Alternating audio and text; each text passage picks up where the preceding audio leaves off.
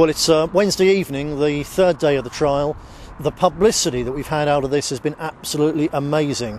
I'm sure, well, people all around the world actually have seen what came out yesterday, all over the newspapers, all over the television. What you've got to remember is that that's the prosecution's worst shot.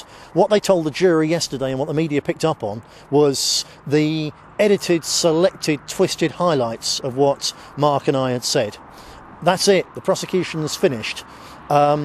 They've finished their evidence. They've called no witnesses except Jason Gwynn, who really wasn't anything at all. They've shown the jury what we said. You could see, you could feel from the jury, from the people in the public gallery as well, from talking to the lawyers. Several of those speeches in particular, people are saying, what on earth is going on here? Why are these even in court? And that's going to come out in the television tonight. It's already come out in the local news up here. Tremendous footage with me quoted as having predicted the terrorist bombings and who would do them more than a year beforehand, and Mark quoted as saying that he doesn't hate anyone on account of their race, the colour of their skin. He doesn't hate Muslims. The people he hates are the Liberals and the Labour Party politicians who brought this terrible shambles on our poor country. This is all coming out in the mainstream media en masse. It's absolutely brilliant.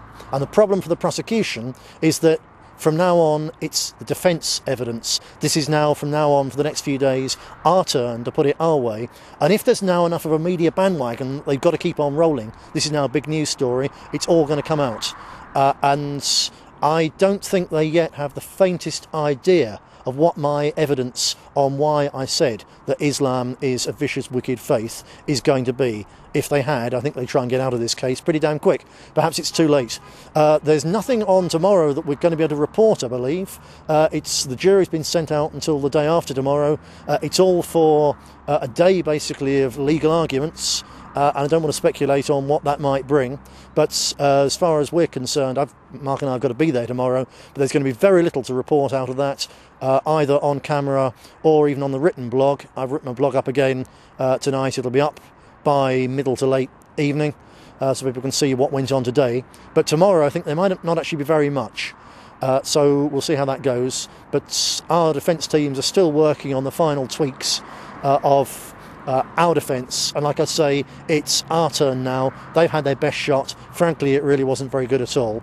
If you think we've had some interesting stuff out so far, you wait and see the next few days.